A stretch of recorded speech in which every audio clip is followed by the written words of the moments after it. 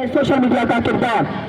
बिलाशुबा जमाने की चाल और तरक्की की रफ्तार से लाताल्लुक रहना मुमकिन नहीं, तो गोया सोशल मीडिया के फैलने से अब कट कर जिंदगी गुजारना मुश्किल है। तो ऐसे में इस बात का बंदोबस्त कर लेना तो बहरहाल लाजिम है कि बहसियत वालिदैन और उस्ताज़ा हमें पूरी तरह इस बात की आगाही होनी चाहिए कि सोशल मीडिया किस तरह चलता है और इस पर आने वाली मालूमात और मवाद की हकीकत की सच्चाई को किस तरह जांचा जा सकता है। सदर इसके साथ साथ जो बात अहम तरीन है वो जो है कि हमें अपनी नौजवान नस्ल की तरबियत करते वक्त इनको गलत और सही, सच और झूठ, जायज़ और नाजायज़ के दरमियान फर्क रवा रखने की सूझबूझ के साथ मुस्बत और मंफी रवैयों की पहचान भी सिखानी होगी।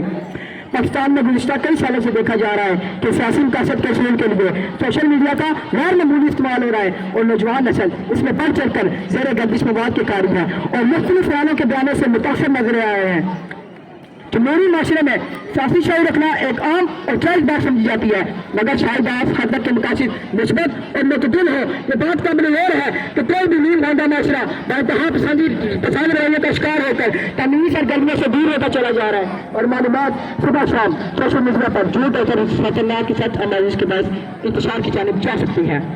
और कल जिस तरह सोशल मीडिया पर ट्रोल यानी सोशल मीडिया की ऐसी गुमनाम शख्सियत जो अपनी असल से छुपाए हुए सारे जिनका मकसद झूठ और सच की खतरनाक आज़मूइश के बाद इंतशार फैलाना होता है, इनके हाथों पर कमाल बना हुआ है और वो आपके सामने है।